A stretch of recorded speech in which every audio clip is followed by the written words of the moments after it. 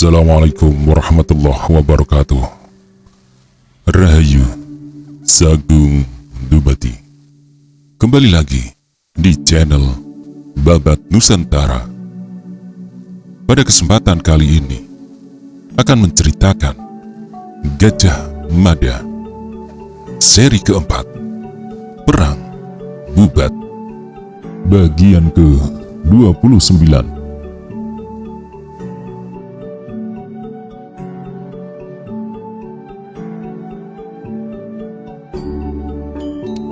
Tuan Putri, ucap Nenden Pritaya gelisah. Apa Tuan Putri jatuh cinta kepada orang itu? Orang yang tak jelas dari mana asalnya? Dia Pitaloka tidak menjawab. Pandangan matanya menerawang. Setelah menimbang beberapa jenak, dia Pitaloka berbalik dengan memegang pundak Pritaya. Nenden Pritaya, ucap dia Pitaloka tegas. Hanya kau yang aku percaya. Hanya kepadamu aku titipkan rahasia ini, dan hanya kepadamu aku mengharapkan pertolongan. Terserah bagaimana caramu mengatur. Aku ingin bertemu dengan orang itu. Keluarlah dari istana dan carilah dia. Orang itu pasti tak jauh-jauh dari istana dan hanya bisa menatapku dari kejauhan. Kasihan kalau ia sampai tidak tahu aku memiliki warna perasaan yang sama kepadanya. Aku membalas cintanya Pritaya. Gugup dan bagaikan tercekik leher Nenden Pritaya mendengar permintaan dia Pitaloka itu. Ke depan Nenden Pritaya melihat kekacauan luar biasa akan dihadapi dia Pitaloka. Lebih-lebih saat ini di istana Surawisesa sedang hadir tamu-tamu penting dari Majapahit. Meski belum terungkap secara resmi keperluan mereka, telah diperoleh bocorannya kedatangan tamu-tamu itu berkaitan dengan keinginan Raja Majapahit yang mencari seorang permaisuri. Tuan Putri, lupakan orang itu, pinta Nenden Pritaya. Dia Pitaloka menggeleng tegas. Hatiku terlanjur diketuk orang itu dan aku telah membukanya, Pritaya. Aku melihat orang itu bersungguh-sungguh dengan ungkapan perasaan cintanya. Jawab dia Pitaloka. Betapa cemas Nenden Pritaya.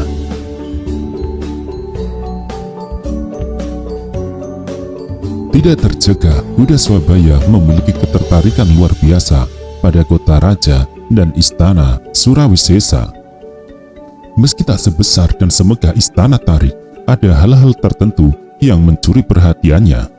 Dengan akrab, Kuda Swabaya bergaul dan berkenalan dengan prajurit Sunda Galuh. Dengan senang hati, prajurit itu melayani apapun pertanyaan Kuda Swabaya. Bagaimana kalau aku ajak kau keliling kota raja ini? Prajurit Sunda Galuh yang usianya sebaya dengannya itu menawarkan. Wajah Kuda Swabaya seketika sumringah. Terima kasih, aku mau. Tetapi bolehkah aku mengetahui siapa namamu sahabat? Namaku Kuda Swabaya, ucap Kuda Swabaya.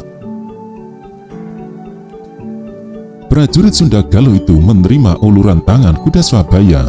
Genggaman tangannya terasa kuat. Namaku Rangga Kawani, pangkatku belum terlalu tinggi. Aku hanya seorang lurah di sini, ucapnya. Berbinar pandangan mata Kuda Swabaya. Lurah prajurit itu pangkat yang lebih tinggi dariku. Aku hanya prajurit biasa, ujar Swabaya.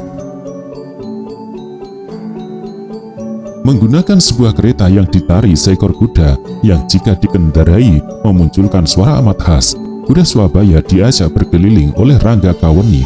Kepada Kanuruhan Gajah Enggon ditawarkan untuk ikut bergabung, namun Kanuruhan Gajah Enggon menolak. Ikut bergabung dalam kereta berkuda itu Podang Salisir, juru gambar yang nantinya diberi tugas melukis wajah Sekar Kedaton dia Pitaloka. Bagaimana awal cerita negeri Sunda Galuh ini? Tanya Kuda Swabaya.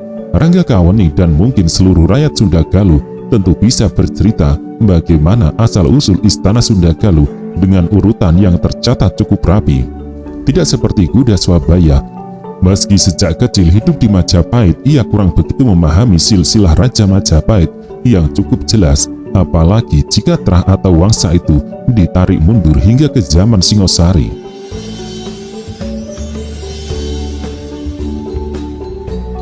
Asal mula negeri kami adalah Kerajaan Tarumanegara. yang runtuh tidak berkelanjutan lagi.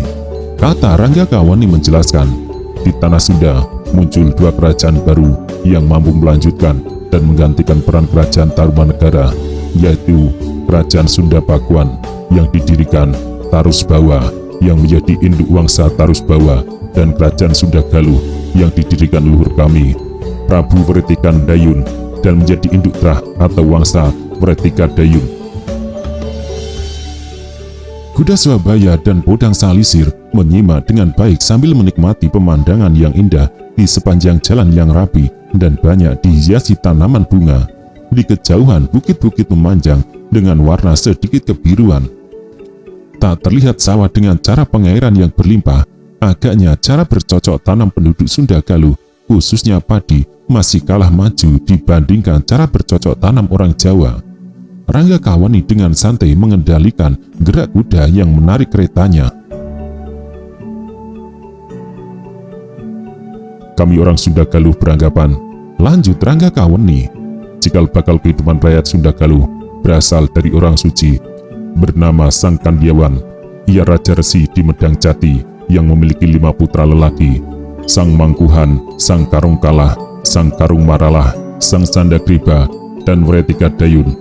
5 putri Sang Maharesi Kadiawan dulunya dikenal sebagai Pancaputra, yang dipandang pula sebagai penjelmaan Sang Pancakusika atau 5 dewa pelindung, sekaligus Pancabaipara yang merupakan 5 unsur asal mula dunia.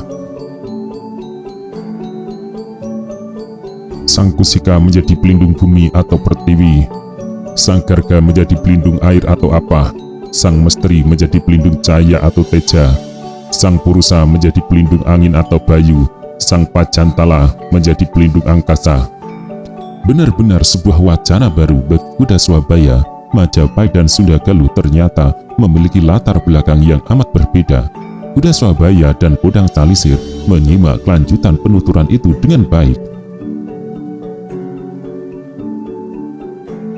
Anak pertama Sang Maharesi Kadiawan, yaitu Sang Mangkuhan, merupakan penjelmaan Sang Kusika. Mangkuhan menekuni pekerjaan sebagai petani. Karungkalah menjadi tempat penitisan Garga. Karungkalah menekuni pekerjaan sebagai pemburu atau pangerek. Berikutnya, Karung Maralah menjadi penjelmaan dari Sang Mesteri. Ia menekuni pekerjaan sebagai penyadap. Sementara itu, Sandagriba merupakan jelmaan dari Sang Purusa. Ia menekuni pekerjaan sebagai pedagang. Terakhir, Wretika Dayun yang mendirikan negara Sunda Galuh yang indah dan permai ini adalah penjelmaan Patanjala. Wretika Dayun menekuni pekerjaan sebagai raja pertama Sunda Galuh. Lurah Prajurit Rangga Kawani selanjutnya menuturkan dengan lebih lengkap bahwa bebarengan dengan berdirinya negara Sunda Galuh, di wilayah barat juga berdiri negara Sunda yang dalam kehidupan sehari-hari rakyatnya menggunakan bahasa Sunda. Sunda di sebelah barat itu bernama Sunda Pakuan karena beribu kota di Pakuan, sedangkan Sunda Galuh beribu kota di Kawali. Batas antara kedua kerajaan itu adalah Sungai Citarum. Batas wilayah tanah Sunda di barat adalah Selat Sunda, dan di sebelah timur adalah tanah Jawa, tepatnya di Bagari Sungai Cipamali bagian utara dan Sungai Cisarayu bagian selatan. Hubungan antara Kerajaan Sunda Pakuan dan Kerajaan Sunda Galuh berjalan sangat baik, bahkan seperti dua saudara yang saling melengkapi. Sering terjadi raja di satu pihak merupakan keturunan raja dari negara yang lain. Hubungan kedua kerajaan menjadi amat erat lewat terjadinya hubungan perkawinan kerabat negara Sunda Galuh dengan kerabat negara Sunda Pakuan. Misalnya Sanjaya dari Sunda Galuh kawin dengan Teja Kancana dari Sunda Pakuan.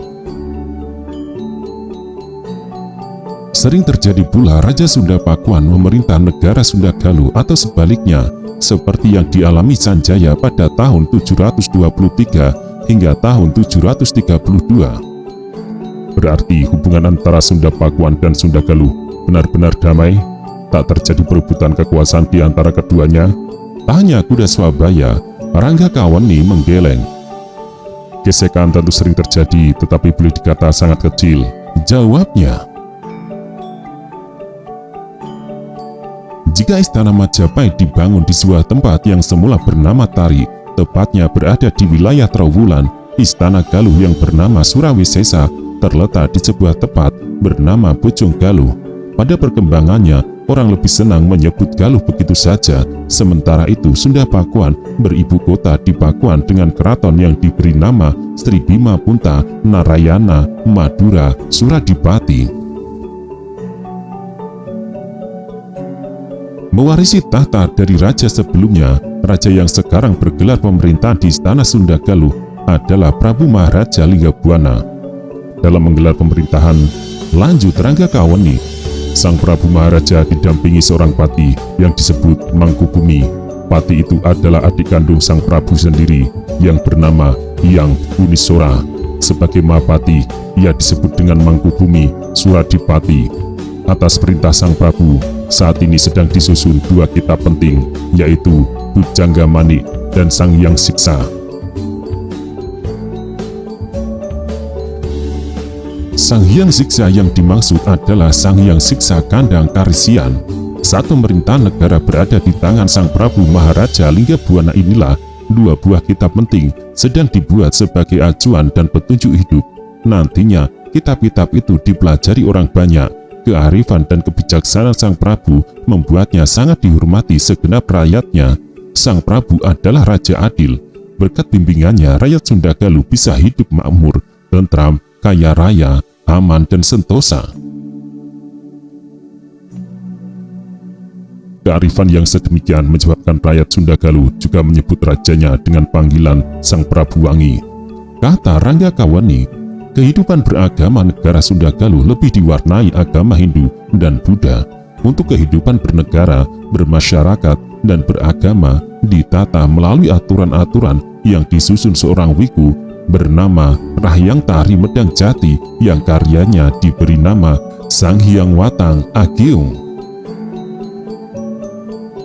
Setidaknya ada 3 himpunan peraturan atau undang-undang yang berlaku di Sunda Galuh, yaitu Dewa Sasana, Raja Sasana, dan Manu Sasana yang disusun berdasarkan ajaran agama Buddha dan Hindu serta leburan dua agama itu yang disebut Jati Sunda.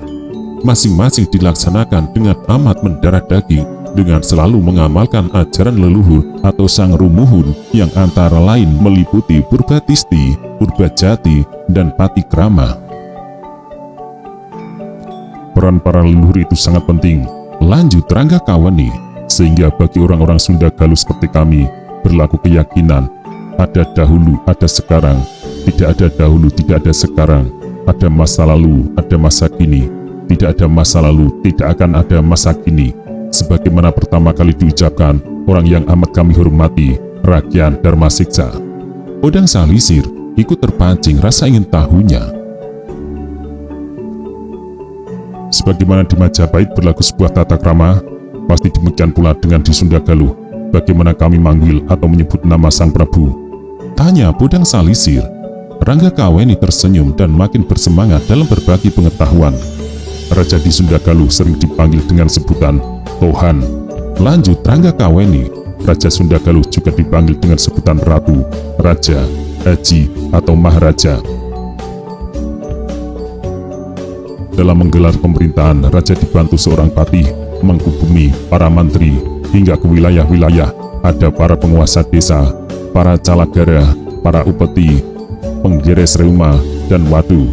Sedang mereka yang mengurusi kegiatan keagamaan, baik di istana, di kabuyutan, maupun di mandala, disebut Raja Resi, Bagawat Resi, Buyutaden, Wikuraja, Sang Resi Guru, dan Sang Batara Hagiang. Sementara para pejabat antara lain Pendeta, Resi, Wiku, Tetega, Ebon, Aming, Yagi, Kalpa, dan Bujangga. Sebagai puncuk pimpinan dari sebuah negara, raja kami biasanya memakai gelar seperti Rahyang, Rakyan, Prabu, dan Prebu. Junjungan kami Raja Linggabuana lebih sering disebut dengan nama Sang Prabu Maharaja. Kuda Swabaya dan Bodang Salisir mangut-mangut bersamaan sebagai tanda mengerti.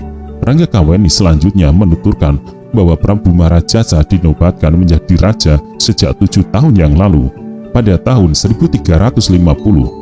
Prabu Maharaja didampingi permaisurinya yang cantik jelita, Dewi Larasingsing. Permaisuri Dewi Larasingsing memiliki kecantikan khas Sunda yang menurun lebih sempurna pada wujud anak sulungnya yang ditandai sebuah nama yang sungguh indah, Dyah Pitaloka Citra Resmi.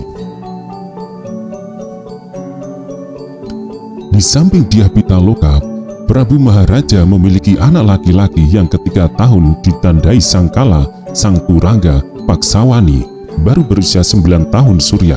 Kepadanya melekat nama Niskala Westu Kencana. Ia bocah yang tampan dan pasti menjadi pusat perhatian karena ke depan rakyat Sunda Galuh membayangkan negeri itu akan makmur di bawah pimpinannya.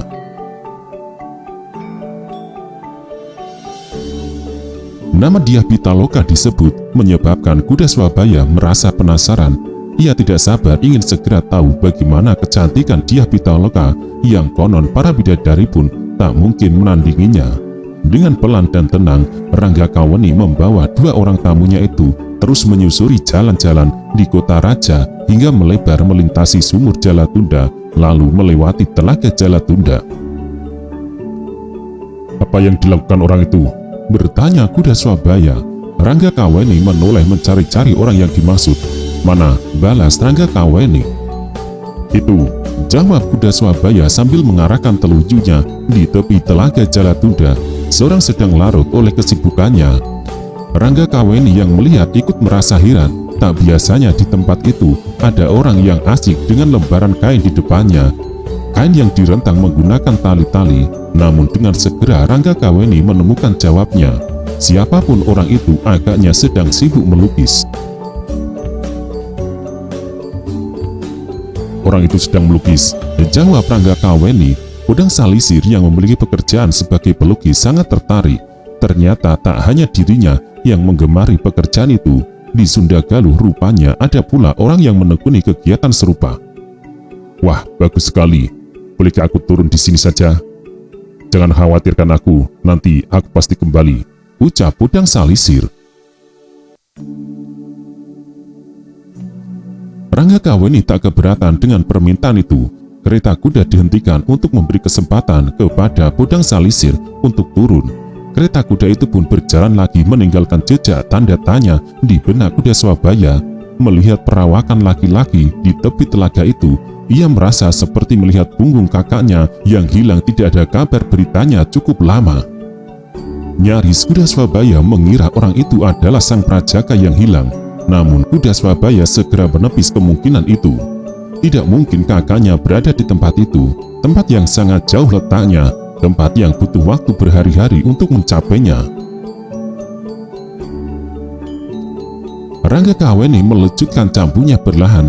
Cambu itu menyentuh pantat kuda penarik keretanya. Setelah menerima perintah itu, kuda itu pun bergerak lebih cepat.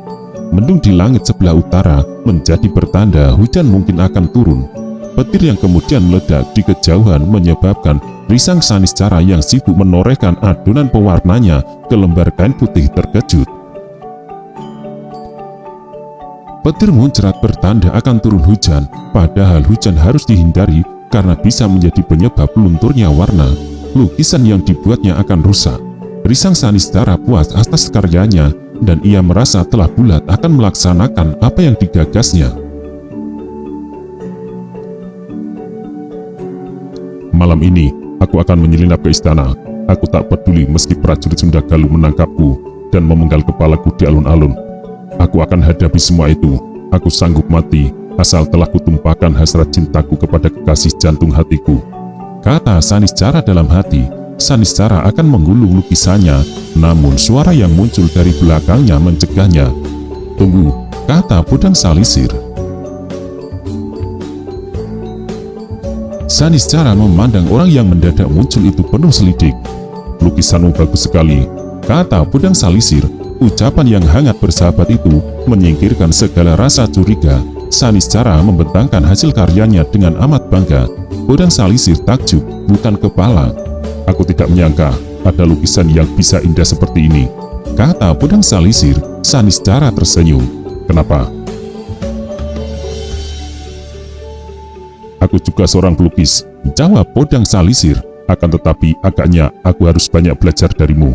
Aku hanya mampu melukis wajah dari samping, namun kau bisa melukis wajah dari depan. Bagaimana caramu menggambar?" Saniscara tidak menjawab, ia hanya tertawa. Ledakan petir yang menggemuruh menyebabkan Saniscara harus mengemasi gulungan lukisannya. "Kalau boleh tahu, lukisan siapa itu?" tanya Podang Salisir. "Gambar siapa yang sedemikian cantik itu?" Saniscara berhenti tertawa, raut mukanya bersungguh-sungguh. "Aku tidak bisa menyebut namanya, bahkan aku tidak boleh membisikkannya. Para dedaunan akan terkejut ketika aku menyebut namanya.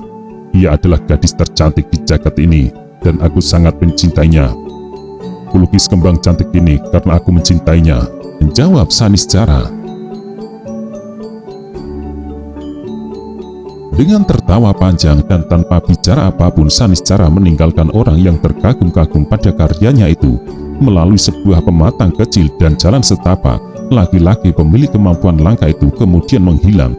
Tubuhnya lenyap setelah membelok di balik rimbun pohon bambu petung. "Bukan main," gumam Podang Salisir yang tak mampu menutupi kekagumannya.